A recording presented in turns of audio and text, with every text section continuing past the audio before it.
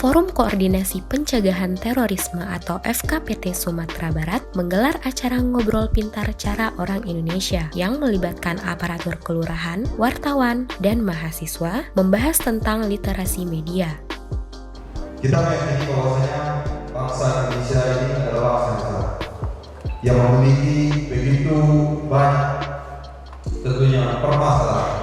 Sebuah bangsa yang besar, apalagi di zaman globalisasi ini, permasalahan itu sangat-sangat kompleks. Ini adalah ciri khas revolusi 4.0. Perihal bisa berubah setiap hari. Inovasi, perubahan teknologi, perubahan cara pikir, perubahan ideologi, percepatan pembangunan informasi dan lain-lain. Ini sangat cepat. Acara yang dibuka secara resmi oleh Wali Kota Padang Panjang, Haji Fadli Amran BBA Datuk Paduka Malano itu digelar di Auditorium Minang Fantasi, Rabu 19 Agustus 2020. Kita berharap bahwa masyarakat semakin cerdas, semakin berhati-hati dalam bermedia. Karena memang ini kegiatan bidang media, kita tahu bahwa radikalisme dan terorisme itu menggunakan media luar biasa. Karena itulah memang tema kita itu literasi media. Artinya kita menginginkan masyarakat bermedia secara cerdas, berhati-hati, tidak ceroboh.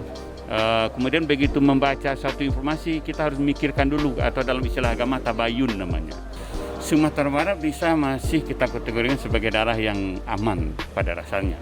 Tapi bukan berarti bahwa kita sama sekali tidak punya kelompok-kelompok radikal itu. Ada. Tapi untuk masyarakat kita senantiasa memberikan informasi, alhamdulillah ini masih terkendali, aman, tapi kehati-hatian tetap harus kita miliki. Tapi mudah-mudahan ini tidak berkembang lebih lanjut, karena memang radikal itu mulainya dari sana. Orang yang gampang mengkafirkan itu mulainya dari sana.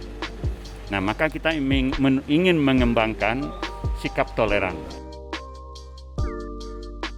Tentunya kami berterima kasih kepada FKPT Sumbar yang sudah memilih Kota Padang Panjang ya sebagai tempat menyelenggarakan kegiatan inspiratif dan komunikatif ya. Karena Ngopi Coy ini tentu dari masyarakat untuk masyarakat itu sendiri tentang bagaimana kita menangkal isu-isu terorisme ataupun radikalisme di Kota Padang Panjang ataupun Sumatera Barat. Dan kami mengapresiasi tentunya approach yang dipilih oleh FKPT Sumatera Barat, karena saya yakin karena ini lebih interaktif, tentu lebih banyak ide dan gagasan yang bisa diberikan oleh masyarakat untuk bagaimana betul-betul bisa diimplementasikan dan tentunya mencegah penyebaran radikalisme di Kota Padang Panjang.